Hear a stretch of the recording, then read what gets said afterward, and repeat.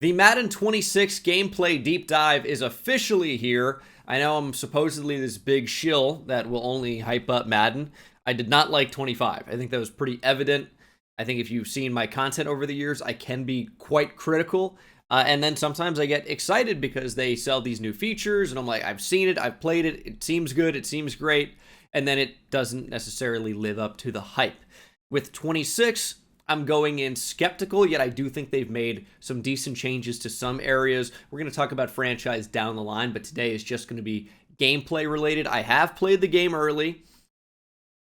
You only have like a couple hours when you're down at EA to play and make an opinion on it, so I don't have this full fleshed out opinion. Obviously that's going to happen more over time, but we've got the gameplay deep dive here, and we're going to give a reaction and talk about some of the new features, what I like, what I don't like. What's up everyone, Kurt here.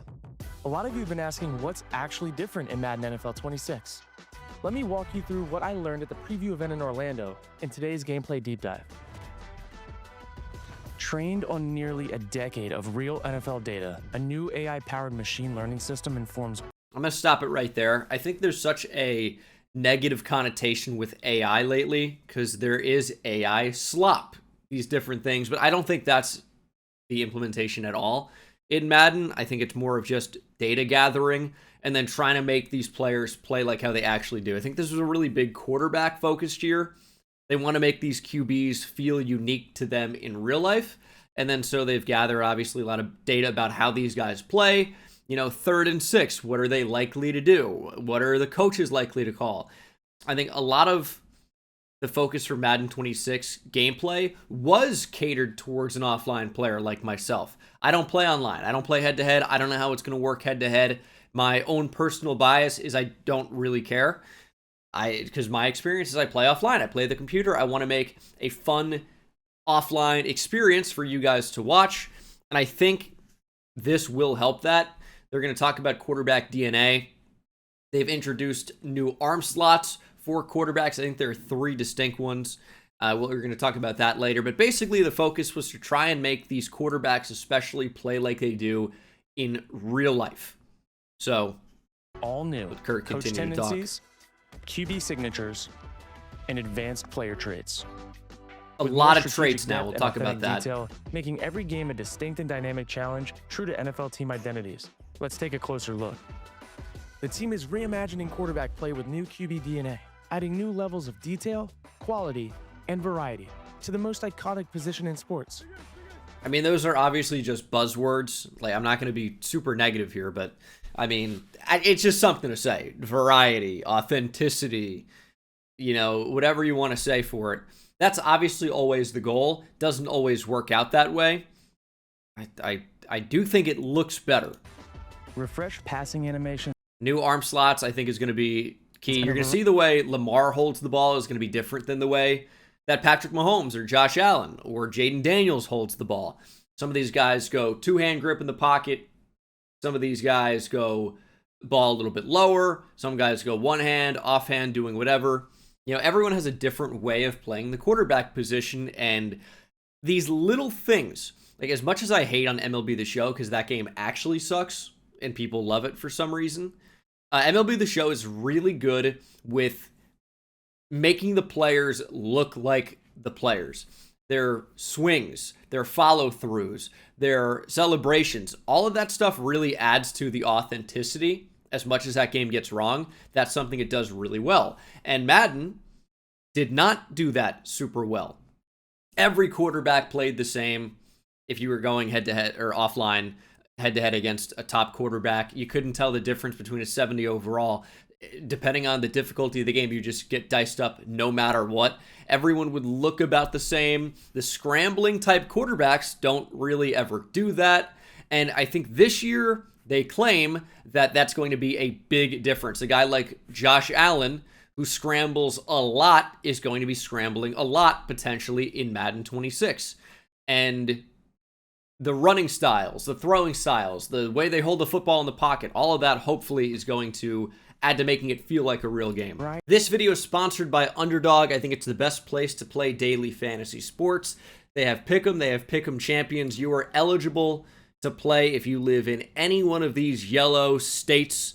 Otherwise, you are ineligible. You either have Pick'em or Pick'em Champions.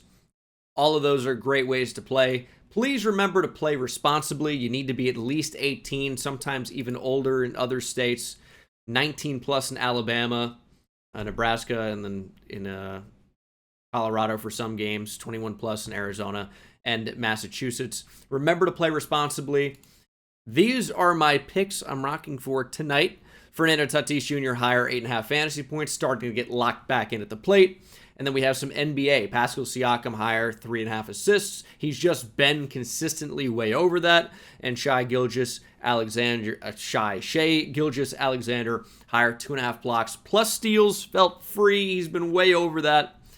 We'll see if that ends up being the case or not. That's just what I'm rocking with. Feel free to tail or not. Use code BENGAL on Underdog. There's so many great specials running all the time. You already know me. I'm all over the June 18th free gimme pick. Tina Charles, higher points for Connecticut there. That's easy. Sign up with code BENGAL. Click the link down in the description. Easy. Tina Charles, higher 0 points. Easy. It's a gimme. Use code BENGAL. Link down in the description. And thank you to Underdog for sponsoring this video. Variety of all new signature throwing styles for quarterbacks across the game make each one look, move, and feel more like themselves. Some more detailed signatures are unique to star quarterbacks, like jump throws in the face of pressure by Caleb Williams. Okay, because when I saw this down at Orlando maybe about a month ago, I'm like, great. We're going to have Derek Jeter playing quarterback every single time I'm playing the game. Jump throws, random craziness, and I saw the Caleb Williams jump throw, and I'm like, ugh, that looks weird. And then they showed the actual real life version of that exact play, and I'm like, okay, that's like identical. It just looks weird in real life. Now, I don't want that happening every play. Well, good news is it's not supposed to. It's supposed to only trigger in scenarios that it did in real life or something like that. Like Caleb Williams will only attempt to jump throw when he's running to his right outside of the pocket by a certain amount of yards, throwing to this specific route, and maybe on a specific down. I don't know. There are a lot of apparent qualifications before that jump throw triggers or whatever it is for each different quarterback. So it shouldn't be something that they're just in the pocket, boom, jump throw randomly. It apparently, and I say apparently because I don't really know. You never really know until you get your hands on it and play over an extended period of time. But it shouldn't be something that's happening all of the time, Stylized supposedly. backfoot passes for Lamar Jackson and Jaden Daniels, and quick flips on the run for Josh Allen. Plus, player-specific pocket movement. Signature That ball really floated, by the way. I'm curious if there was a closer defender, what that looks like. scramble locomotion, unique arm slots, and unique footwork fundamentals. Yeah, over the top, 3/4 high, 3/4 low. Also, what they've done is what I've been asking for a while, which is actually letting my quarterback move around in the pocket. Like, let me juke. If I have a really mobile quarterback that has a really high juke move or spin move, don't let me just be a sitting duck in the pocket. Let me actually move around. Now, the only downside to that, if they've changed the way Playmaker works, and now you have to hold down left trigger along with the right stick to get Playmaker to activate, where I think it actually should be reversed, where the left trigger and right stick should activate quarterback moves in the pocket rather than Playmaker being an extra step when that's something that really needs to be like that. So I don't know. It's just feedback I would have. Locomotion, unique arm slots, and unique footwork fundamentals. And a new set of 50 advanced player traits informed by real on-field player tendency data pushes the... I think this is going to end up being important because if you didn't know, it's easy to look at... This is not abilities, by the way. It's easy to look at abilities and say, oh, this guy has 50-50 or whatever it's called. They're going to be a really good jump ball receiver. But if they didn't have the make spectacular catch trait, it never would have happened. Same thing for quarterbacks with paranoid versus controlled in the pocket. I can't remember exactly what it was called, but it was paranoid versus composed, something. Like the quarterback, depending on what ability they had, it seemed like they would play a certain way. But it was all coming down to traits. So supposedly they've completely reworked the way traits work. They've added a ton of different ones, removed all the other ones, and designed it actually as a new thing from the ground up. And I'm hoping that's going to make it play a lot better, to where these guys are actually going to have a number of different things they can do versus what had happened in the past, where it looked like they could do a bunch of different things and then they really only did one thing every time. They were only capable of one thing. Now it seems like there are a lot of different ways that the AI can choose to do something, and I think that is going to be big. We'll see. Fidelity of NFL stars even further. All of it designed to match the real, nuanced. So this risk taker, for example, like Baker has the risk taker. So he's going to apparently try to fit the ball into tighter windows on gotta have it downs, whereas another quarterback in this spot might choose to scramble. Baker's going to try and whip one, right over the linebacker. Or designed to match the real, ideally how it's supposed to work. And play styles of the league's quarterbacks. Real NFL coaches bring their strategic minds to gameplay with Coach DNA. New predictive play call AI, built on real coaching data straight from NFL sidelines, defines each team's unique identity. Coaching styles like Dan Campbell's fourth down aggression, Kevin O'Connell's creative offensive approach, and more add new layers of. I think this is going to be a new thing this year where it pops up. This is not just a random overlay for the trailer. It's going to be Kevin O'Connell wants you to do this in this spot, stretch the defense horizontally with motion, set up a quick double pass, exploit mismatches, and watch for yards after catch opportunities. Keep timing sharp. I think that's going to be a big thing. They want to make it feel more like the NFL, so they are going to have coaches tell you what they want you to do and say these quick little snippets with different buzzwords. And I'm sure Dan Campbell is going to tell you to bite kneecaps, whatever. I think that's going to be a pretty big focus this year. Every matchup. I don't know if it's something that I'm going to care about. New dynamic coach suggestions provide play recommendations based on what your team's coach would dial up in specific game situations. And new counterintelligence offers smart play calling recommendations against opponent tendencies, making it harder for them to succeed when they keep running the same play over and over again. I feel like I've heard that for a while, and I don't know. Have you ever dealt with the CPU running the same play over and over again? I don't feel like that's ever been something I've noticed. I feel like online, head-to-head, that happens, but I don't know. To authentically reflect unique NFL coaching strategies and play calling tendencies, the team has expanded playbooks with new shifts, multi-motions, and exotic blitz packages, highlighting more of the specific schemes that define a team's identity. With real-time NFL trends and new innovative plays to be added throughout the season. Physics-based offensive line block steering and new stunts and twists add strategic depth to your play calling. We finally have stunts and twists in the game. Like, the actual action of a defense is super important, the different games that they can run, and this was never really in Madden. Now, I think you can do it on every single play. I think you can set up different games if you want to. This guy is, going to stunt inside, or we're going to see a twist like action going on. So I feel like with stunts and twists available on every play, there is a lot more creativity that you can bring to a defense. Wear and tear adds strategy to your roster management, and new dynamic subs let you swap out fatigued players for fresh legs without pausing the action. Formation subs on screen, or not even formation subs, just substitutions on screen out there, I think is a really good quality of life change. It should have been in the game for a long time now. The control to strategically adapt coverage in real time. Also, we didn't touch on it big time, but block steering is a feature they're bringing in where with a defensive lineman, you can steer a block. I think that's going to be particularly impactful in the run game. Now, how easy or difficult is it? And would I rather just shed the block rather than steer it? These are all good questions. I'm unsure at this point what the actual implementation is going to look like. I did it a little bit down in Orlando. I think that block steering is something you see more with the interior defensive linemen. And hopefully it makes some of the heavier defensive linemen more impactful. Some of the stronger guys that can actually just control an offensive lineman and eat space up, maybe that will be more valuable now. But if it doesn't trigger for the CPU and you have to be user controlled to do it, I'm not sure how valuable that's going to be to me pass coverage personally. logic enhances defender reactions to receiver routes. To accurately represent the elite skill of NFL athletes, the team overhauled player movement across every mode, with the confidence that these superstars will move in Madden 26 like they do on game day. This is big. Madden 25 was really slow and awful, and I hated to play the game, so I didn't even make it through one full season of my Raiders franchise. Remember that? Well, it's more like college football 25 movement. I don't know that I would say it's exactly like college football 25.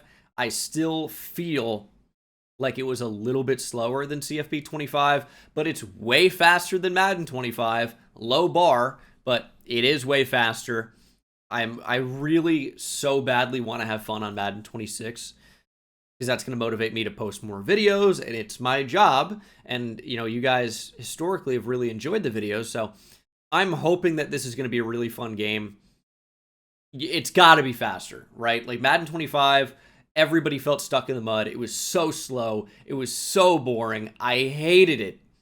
This is definitely faster than 25. Modernized depth charts introduce more authentic. I've been asking for this for years, not even just for depth charts, but really particularly in franchise mode.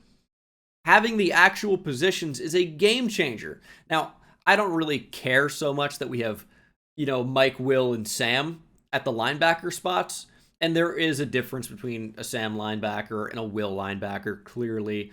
Some of those guys can also play the Mike, but a lot of that is kind of an awareness thing. In real life, like, can you read keys? Can you diagnose? Can you make plays? But the fact that we have edge now as a position is such a huge boost. Authentic positional roles. Identify mismatches and dial up more creative plays with the new gadget slot, built for versatility. I've been waiting. As soon as I learned about this, I wanted to tell you guys so badly. The fact that edge is a position now, and it's not just outside linebacker, and you're scouting outside linebackers, and some of these guys are off-ball players, some of them are on-ball players. It was so ridiculous. But finally, the actual terminology that we use in real life has made its way to the game. I'm so excited about that. Offensive weapons like Deebo Samuel. On defense, left and right edge replace defensive end. Linebackers now use authentic Sam, Mike, and Will designations. Specialized nose tackle and long snapper positions are properly acknowledged. Oh yeah, long snappers in the game too now. Football is always more fun when Mother Nature becomes a factor. And new football weather in Madden 26 will affect gameplay and your game plan. Yeah, can you see anything? Like this is impossible to play in the snow. Rain and wind. It's impossible. I think that's the way it should be. I do want to play in a blizzard. And if you want to throw in a blizzard, it's going to be hard. You're not going to be able to make these unbelievable quick cuts unless you're cut on a dime 25 like LaShawn McCoy. It's going to be tough to play in the snow. Did they overdo it with players slipping? I don't know. Some people are going to be upset that the snow is not sticking to players. You'll watch a snow game. Snow doesn't really accumulate on moving like players, so I don't really see that as an issue. But visibility is tough. Movement is really tough. Throwing the ball is really tough. The Blizzard games are going to feel impossible to move the ball, and that's something we see happen in real life from time to time. So you better be able to build up that strong offensive line and pound the rock, run the damn football, because it's going to be nearly impossible to throw. I played a couple of snow games. It's really, really challenging. Player movement, stamina, and ball security. With real weather, real data, and real... But that I think that should make it better. I don't mind more of a challenge as long as it's actually a challenge and I'm not being screwed over by the game. But if it's actually a challenge, I'm all for it. And like the weather, I think, is the biggest thing they've changed this year, in my opinion. The weather actually looks like incredible. That is the biggest thing I'm excited about. Coach and and it's player really tendencies. This looks like the visually, it's a huge upgrade, but it actually functionally changes the way you're going to play, I think. best Madden to date, and I can't wait for you guys to get your hands on it. So that is the trailer there. I think I'm skeptical, of course, because I've been hurt in the past. I think they have done some nice changes. How will it actually play when we have our hands in the game? That's going to be a big question. I played it for a couple hours, right? So who knows how good it's actually going to be. And not even the final version, by the way. I played whatever build they had at the time for a couple of hours. And I am excited for another year, one way or another. I hope it will be good. I am encouraged, but I've got to see it to believe it, right? And I think that's fair that we have that opinion at this point because we've been hurt in the past. And once you get hurt enough times, you're going to be a little bit more skeptical because you don't want to get hurt again. So I am trepidatious, but encouraged. And I'm not going to recommend anyone go out and buy it. See gameplay first when the game comes out.